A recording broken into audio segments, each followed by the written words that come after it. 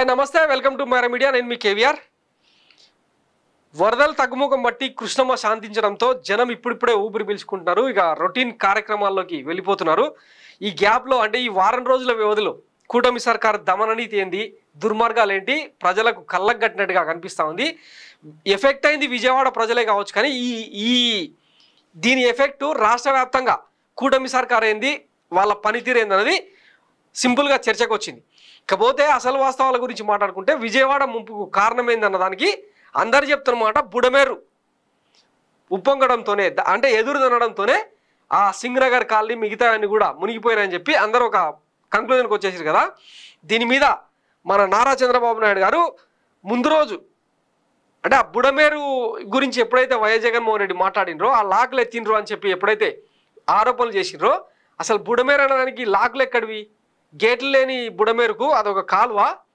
అని చెప్పి మాట్లాడింది ఎవరు మన ది గ్రేట్ ముఖ్యమంత్రి చంద్రబాబు నాయుడు గారు ఫైనల్గా ఇప్పుడు ఆ లాగులు ఎత్తడం వల్లనే ఈ నష్టం జరిగిందని డిఈ అంటే ఇంజనీర్లు అందరూ కూడా ముక్తకంఠంతో చెప్పడంతోన దీని నుంచి డ్యామేజ్ రికవరీ కోసం ఇంకా రకరకాల ఊహాగానాలను ముంచింది జగనే అని చెప్పి మన పచ్చపత్రికలు రాసుకుంటూ వస్తున్నాయి అన్నమాట దీని వెనకాల కోణం ఏందన్నది ఇప్పుడు మనం చెప్పుకుందాం బుడమేరు విస్తరణలో కోట్లు బొక్కేశారు అర్ధాంతరంగా పనులు ముగించిన వైకాపా సర్కారు అయినా గుత్తేదారులకు బిల్లుల చెల్లింపు నాయకులు గుత్తేదారులు కుమ్మెక్కై తవ్విన మట్టి అమ్మకం అసంపూర్తి పనుల ఫలితమే నేడు పొలాలను ముంచెత్తిన వరద ఇది ఈనాడు రాసిన వార్త నెక్స్ట్ ముంచింది జగనే కీలక దశలో బుడమేరు పనులు రద్దు ఆ జీవో ఏదో ఇచ్చిరంట దాన్ని క్యాన్సిల్ చేసిర్రు అని చెప్పి ఈయన వార్త ఎవరు రాధాకృష్ణుడిది కానీ అసలు నిజం ఏంటంటే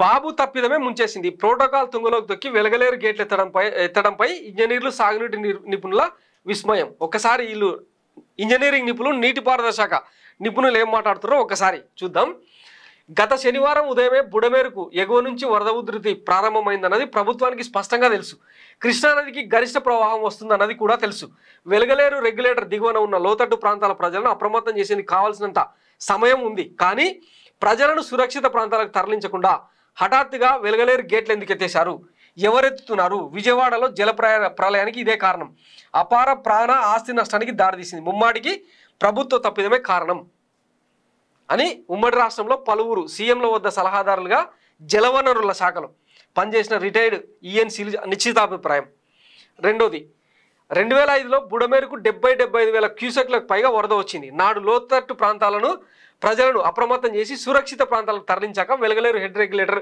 గేట్లు ఎత్తడం వల్ల ప్రాణ నష్టాన్ని నివారించగలిగాం అప్పటితో పోలిస్తే ఇప్పుడు వచ్చిన వరద తక్కువే ప్రజలను అప్రమత్తం చేసి సురక్షిత ప్రాంతాలకు తరలించే అవకాశం ఉన్నా ప్రభుత్వం నిర్లక్ష్యం చేయడం ఆశ్చర్యకరం వెలగలేరు రెగ్యులేటర్ గేట్లు హఠాత్తుగా ఎత్తేస్తే విజయవాడను బుడమేరు ముంచెత్తిందని భారీ ప్రాణ ఆస్తి నష్టం సంభవిస్తుందని తెలిసి కూడా ప్రభుత్వం ఎందుకు నిర్లక్ష్యం వహించింది 2009 అక్టోబర్ 2న శ్రీశైలానికి 25,10,000 క్యూసెక్ల వరద వచ్చింది కృష్ణానదికి వచ్చిన గరిష్ట వరద అదే దాన్ని సమర్థవంతంగా నియంత్రించి ప్రకాశం బ్యారేజ్ వద్దకు చేరే వరదను 11.10 లక్షల క్యూసెక్ల వరకు తగ్గించగలిగాం విజయవాడకు ముంపు తప్పించాం దాంతో పోలిస్తే ఇప్పుడు కృష్ణాకు బుడమేరుకు వచ్చిన వరద తక్కువే ఎలాంటి ప్రాణ ఆస్తి నష్టం లేకుండా నివారించి ఉండొచ్చు కానీ ప్రభుత్వానికి ముందు చూపు లేకపోవడం వల్ల విజయవాడలో జల విలయానికి దారితీసింది వెలగలేరు రెగ్యులేటర్ గేట్లు ఎత్తడంతో ప్రోటోకాల్ పాటించకపోవడాన్ని బట్టి చూస్తే ప్రభుత్వ పనితీరు ఎంత దయనీయంగా ఉందో బహిర్గతం అవుతుంది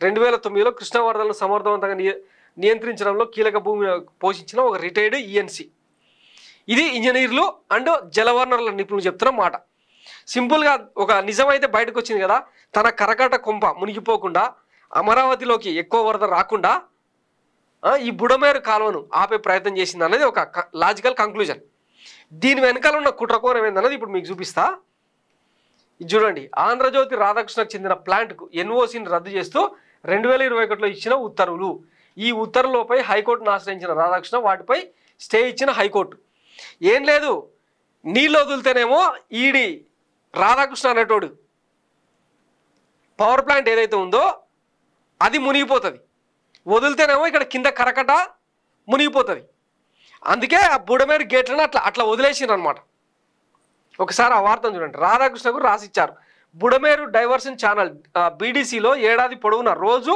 కనీసం 2 క్యూసెక్ల నీరు ఉంటుంది ఈ నేపథ్యంలో బీడీఎస్పై 1400 కిలోవాట్ల సామర్థ్యంతో జల విద్యుత్ కేంద్రానికి ఏర్పాటుకు అనుమతి ఇవ్వాలని కోరుతూ 1994లో జెన్కో ప్రభుత్వానికి దరఖాస్తు చేసుకుంది.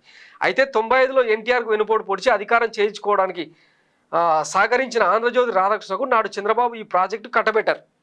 చూడండి, 1020 క్యూసెక్ల వినియోగిస్తూ 500 కిలోవాట్ల సామర్థ్యంతో 2 ప్లాంట్ల నిర్మాణానికి రాధాకృష్ణకు చెందిన యాక్టివ్ పవర్ ప్లాంట్కు 1998 ఏప్రిల్ 13న చంద్రబాబు అనుమతిచ్చారు.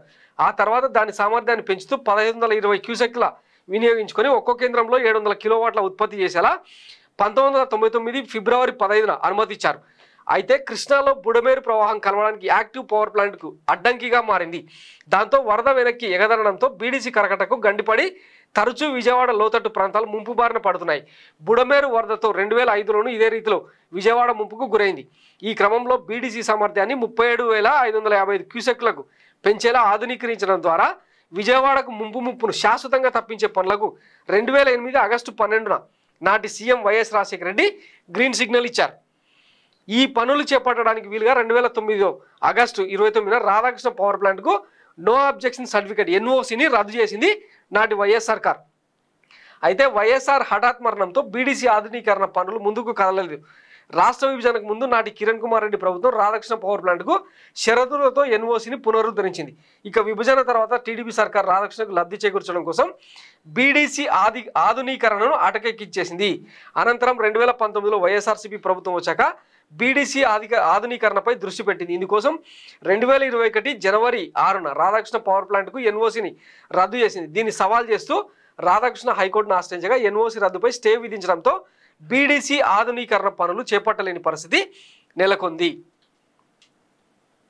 ఇప్పుడు అర్థమైంది కదా. అంటే రాధాకృష్ణ అనే ఒక లోఫర్ గానికి మేలు చేయడం కోసం ఈ బుడమేరును రాసిచ్చే ప్రయత్నం చేసిండు చంద్రబాబు. దాన్ని రద్దు చేస్తూ ఎవరు 2021లో వైఎస్ జగన్మోహన్ రెడ్డి ప్రభుత్వం ఆ ఎన్ఓసిని రద్దు చేస్తే కోర్టు నుంచి స్టే తెచ్చుకోవడం వల్ల ఆ బుడమేరు ఆధునీకరణ పనులు అనేవి ఆగిపోయినాయి. ఇప్పుడు ఈ కొడుకులు ఏం రాస్తున్నారు చూడండి, బుడమేరును ముంచింది జగనే అంట. జల విలయానికి శ్రీకారం. ముఖ్యమంత్రిగా బాధ్యతలు తీసుకున్న వెంటనే రాష్ట్రంలో జల విలయానికి వైఎస్ జగన్ శ్రీకారం చుట్టారు. తొలుత పోలవరం ప్రాజెక్టు పనుల కాంట్రాక్ట్ సంస్థను రద్దు చేశారు. ఆ వెంటనే చంద్రబాబు హయాంలో బుడమేరుతో సహా రాష్ట్ర జలవనరుల శాఖ చేపట్టిన 198 అభివృద్ధి పనులను అర్ధాంతరంగా ఆపేస్తూ 2020 సెప్టెంబర్ 8న ఆదేశాలు జారీ చేశారు. ఆ ఉత్తర్వులో ఏముందంటే ఉత్తరాంధ్రలో 12, గోదావరి డెల్టాలో 24, పోలవరం ప్రాజెక్టులో 7, కృష్ణా డెల్టాలో 51, ఒంగోలులో 2, ఎన్టీఆర్ తెలుగు గంగలో 25, కర్నూలులో 9, కడపలో ఇట్లా మొత్తంగా 198 పనులకు ముందస్తుగా రద్దు చేసి ప్రీ క్లోజర్ చేశారు. దీంట్లో మన యాక్టివ్ పవర్ ప్లాంట్లకు సంబంధించిన జోలి మాత్రం రాయలే. ఈడేమో ఇటు రాస్తాడు, ఈనాడోడేమో ఇక బుడమేరు విస్తరణలో కోట్లు బొక్కేశారు. అర్ధాంతరంగా పనులు ముగించిన వైకాపా సర్కారు. అయినా గుత్తేదారులకు బిల్లులు చెల్లింపు. ఇట్లా విజయవంతంగా మన తప్పులకు విజయవాడ ప్రజలు బలైనా సరే ఈ తప్పు చేసింది వైఎస్ జగన్మోహన్ రెడ్డి అని బడగలిసి మీదేసేసేయాలి. ఆయన కట్టిన రీటైనింగ్ వాల్ కానీ ఇప్పుడు ఆయన తీసుకొచ్చిన సంస్కరణలో భాగంగా ఆ చెత్తను సేకరించే ఆటలు ఉంటాయి కదా, వాటిని వాడుకొని ఇప్పుడు నిత్యావసర సరుకులు తరలిస్తున్నారు. ఆయన తీసుకొచ్చిన 108, 104 అంబులెన్స్లలో ఎక్కడికక్కడ మొబైల్ సేవలను, వైద్య సేవలను ప్రారంభించారు. ఇది మన దిక్కుమాలతనం. నిజంగానే మరి వైఎస్ఆర్ హెల్త్ యూనివర్సిటీ పేరు మీద బోర్డు తీసేసిండ్రు. రకరకాలుగా అంటే ఆ వైఎస్ జగన్మోహన్ రెడ్డి ముద్రలన్నింటినీ తొలగించే ప్రయత్నం చేస్తున్నప్పుడు మరి గత ప్రభుత్వం ప్రవేశపెట్టిన సంస్కరణలు ఇప్పుడు ఎందుకు అక్కడికి వస్తున్నాయి మనకు? వీటి గురించి మాట్లాడం. ప్రజలు అంటే ఏమైనా పిచ్చోళ్ళు అనుకుంటున్నారేమో. అంటే ఇట్లాంటి నిజాలన్నీ దాచి మనకు నచ్చిన వార్తలు రాసుకుంటే రకరకాల మెషప్పులు చేసి రాసుకుంటూ పోతే ఇంక ఇదే నిజమని నమ్ముతారు అని కదా మీ అభిప్రాయం. దేవుడు అనేటోడు ఒకడు ఉంటాడు. అందుకే ఈ విజయవాడకు వరద వచ్చి మీ బతుకులేంది, మీ మోసాలేంది, మీ నికృష్ట పనులేంటి అనేది కళ్ళకు కట్టేట్టు చూపించిండు. ఒక రోజు వస్తుంది ఈ పచ్చపిచ్చి రాతలకు ఇటు తెలంగాణలో అటు ఆంధ్రప్రదేశ్లో గండిపడే రేంజ్లో మీకు బ్యాండ్ బాజా భారత్ ఉంటుంది.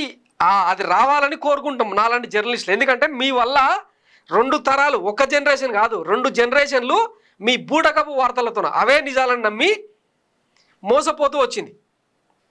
దీనికి ఎక్కడో చోట ఎండ్ కార్డు పడాలి కదా. వస్తుంది, ఒక రోజు అనేది వస్తుంది. వచ్చినప్పుడు మీ అంతుదేలే కథనాలన్నీ కూడా బయటకు వస్తాయి. సో ఇది మిత్రులారా బుడమేరుకు సంబంధించిన రాధాకృష్ణ పవర్ ప్లాంట్ను రక్షించేందుకు, తన కరకట్ట కొంపను కాపాడుకునేందుకు చంద్రబాబు ఏం చేసిండు, విజయవాడ లోతట్టు ప్రాంతాలను ముంచి ఇంచుమించు 4-5 లక్షల మంది జనం ఉసురు తీసిండు అనమాట. ఇది నిజం కాకుండా పోదు. ఈ విషయం జనానికి తెలిసిన రోజు మీ ఆటలు ఎట్లా కట్టిస్తారో అప్పుడు చూద్దాం. Thanks for watching Mara Media. నేను మీ కేవీఆర్. Thank you.